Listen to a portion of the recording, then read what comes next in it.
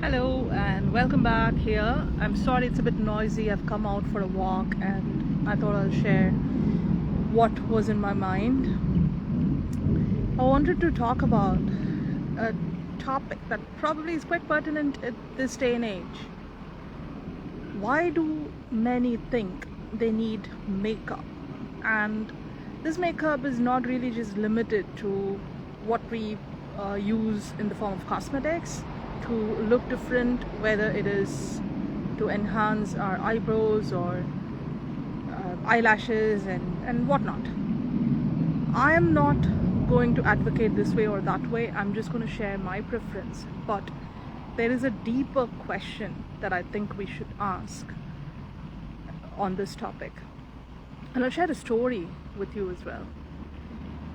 So there was this story within the Mahabharata, which is quite a well-known epic in Sanatana Dharma. It is a story involving Duryodhana, who is the main baddie in the story, in the epic. He is quite greedy and he wants to get the kingdom for himself and not share it with his cousins, the Pandavas. So Krishna, the Lord, the avatar of Vishnu, one day he gets ready and his charioteer keeps waiting outside, and surprisingly it takes long time for Krishna to get ready and come outside. So the charioteer goes in wondering why it is taking so long. It's rather unusual. So he goes and notices that Krishna is trying different crowns and different jewels and is very particular about how he looks. The charioteer was again surprised because that is not Krishna.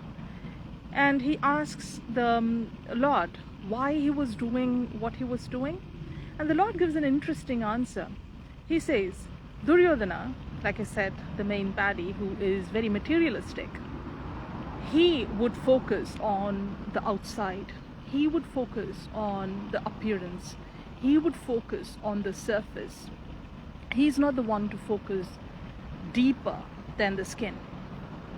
And for this reason, Krishna was very particular about how he looked. And you may wonder, why is that important? If just because Duryodhana focuses on that, does it mean that Krishna has to oblige?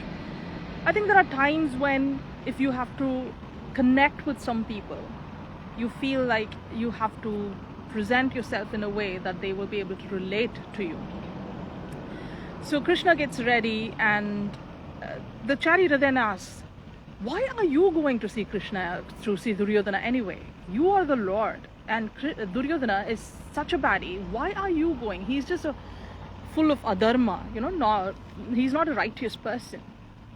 And Krishna gives a very interesting reply to that. He says,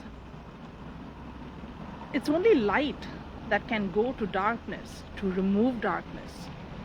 Duryodhana being the darkness is not going to seek light, because then the darkness will be gone.